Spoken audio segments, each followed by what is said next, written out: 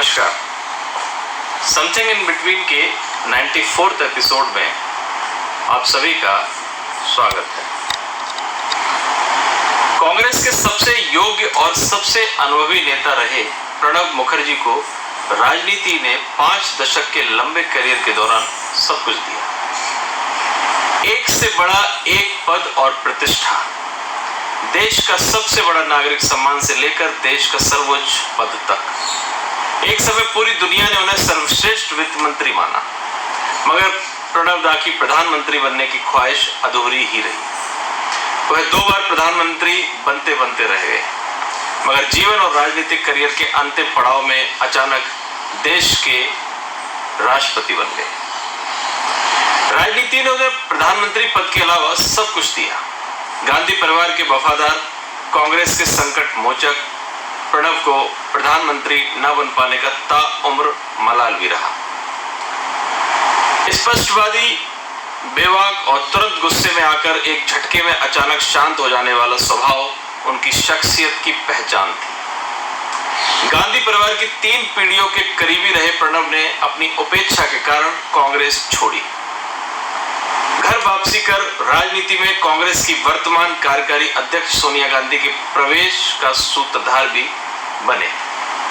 मगर जब साल 2004 में उनके पास दोबारा प्रधानमंत्री बनने का मौका हाथ आया, तब वह तत्कालीन सियासी परिस्थितियों के खांचे में फिट नहीं बैठे। तब गांधी परिवार को इस पद के लिए विश्वासपात्र के साथ गैर राजनीतिक व्यक्ति की जरूरत थी। डॉक्टर मनमोहन सिंह इस पद के लिए दोनों ही शर्तें पूरी करते थे, जबकि प्रणब गांधी परिवार के वफादार तो थे, मगर इसके साथ ही धुर राजनीतिज्ञ भी थे। साल 1969 में बतौर राज्यसभा सांसद राजनीति में प्रवेश करने वाले प्रणब गांधी परिवार की 3 पीढ़ियों इंदिरा गांधी, राजीव गांधी, सोनिया गांधी और राहुल गांधी के करीबी रहे। उनके पास तब भी प्रधानमंत्री बनने का मौका हाथ लगा जब साल 1984 में तत्कालीन पीएम इंदिरा गांधी की हत्या हो गई। इंदिरा सरकार में नंबर 2 की हैसियत रखने वाले प्रणब को तब पीएम बनने का भरोसा था। हालांकि तब गांधी परिवार के करीबियों के दूसरे खेमे से जुड़े अरुण नेहरू, राष्ट्रपति ज्ञानी जैल सिंह जैसे नेताओं ने उनकी उम्मीदों पर पानी फेर दिया। तब इस खेमे की ऐसी चली तो इंदिरा सरकार में नंबर 2 की हैसियत रखने वाले प्रणब को संसदीय इतिहास की सबसे बड़ी जीत हासिल करने वाले राजीव गांधी ने अपने कैबिनेट में जगह नहीं दी। तब अपनी उपेक्षा से नाराज प्रणब ने कांग्रेस का दामन छोड़कर राष्ट्रीय समाजवादी कांग्रेस पार्टी बनाई। हालांकि साल 1989 में राजीव गांधी से सुलह के बाद प्रणब एक बार फिर से कांग्रेसी हो गए। उनकी राजनीति की दूसरी महत्वपूर्ण पारी की शुरुआत राजीव गांधी की हत्या के बाद तब हुई जब तत्कालीन पीएम नरसिंह राव ने उन्हें योजना आयोग का उपाध्यक्ष बनाने के बाद साल 1995 में विदेश मंत्री बनाया। इसी दौरान प्रणब सोनिया के करीबी बने और राजनीति में उनके प्रवेश के सूत्रधार बने। साल 1999 में सोनिया ने पीएम बनने की नाकाम कोशिश के बाद साल 2004 में पीएम बनने का मौका हाथ रखने के बाद भी इससे दूरी बना ली। तब एक बार ही लगा कि प्रणब का पीएम बनने का सपना पूरा होगा। हालांकि साल 1985 के पहले मौके की तरह उनके हाथ से पीएम बनने का दूसरा मौका भी चूक गया। यूपीए सरकार के दौरान प्रणब ने साल 2004 से तब तक सरकार में संकट मोचक की भूमिका निभाई जब तक कि राष्ट्रपति पद की शपथ नहीं ले ली। साल 2012 में अचानक राष्ट्रपति बनाए गए प्रणब मुखर्जी की स्वीकार्यता उनके कद का ही कमाल था कि चुनाव के दौरान राजग में शामिल कई दलों ने गठबंधन के आधिकारिक उम्मीदवार पीएस संगमा के खिलाफ वोट किया। प्रणब को संगमा के मुकाबले 2 गुना से भी अधिक मत हासिल हुए। प्रणब दा के राष्ट्रपति रहते वर्तमान पीएम नरेंद्र मोदी ने भी कई बार उन्हें अपना पिता तुल्य माना। क्या प्रणब दा को प्रधानमंत्री न बन पाने का मलाल था? राष्ट्रपति बनने के बाद क्या उनकी कांग्रेस से दूरियां बढ़ गई थी?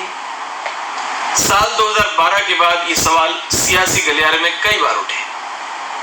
प्रणब दा कई मौकों पर प्रत्यक्ष और परोक्ष रूप से पीएम न बन पाने का मलाल जाहिर कर चुके थे।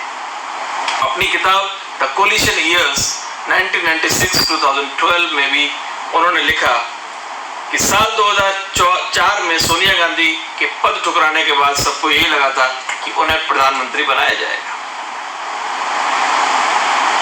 जहां तक कांग्रेस से दूरी का सवाल है, तो उन्होंने इस आशय का भी कई बार साफ संकेत दिया। राष्ट्रपति पद से हटने के बाद उन्होंने कांग्रेस के पूर्व नेता के बदले भारतीय नागरिक के रूप में अपना परिचय दिया। प्रणब दा सिटीजन मुखर्जी के नाम से ट्वीट करते थे।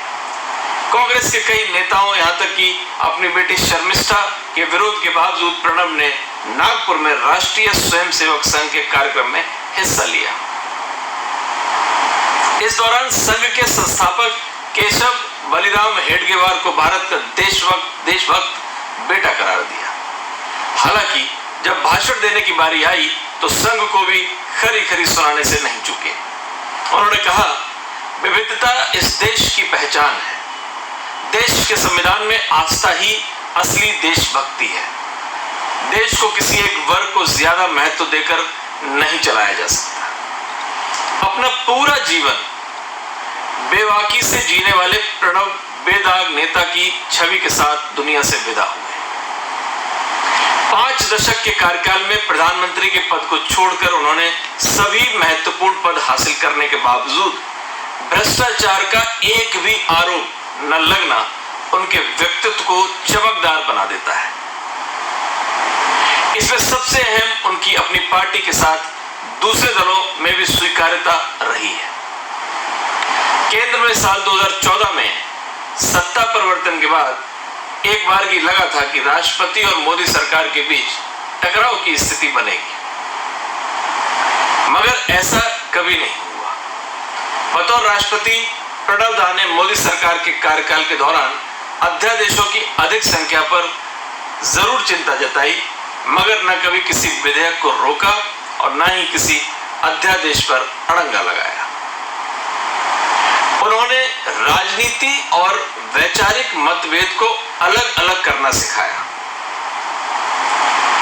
पूरे जीवन में ना तो किसी के दबाव में आए, ना ही कभी नैतिक मूल्यों से समझौता ही किया।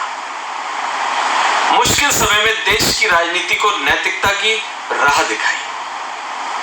शायद प्रणब दा राजनीति के वर्तमान दौर में अपनी पीढ़ी के अकेले सर्व स्वीकार्य नेता बचे थे। बेहतर भारत और बेहतर राजनीति के लिए हमें उनकी सीख को संभाल कर रखने की जरूरत है। नमस्कार।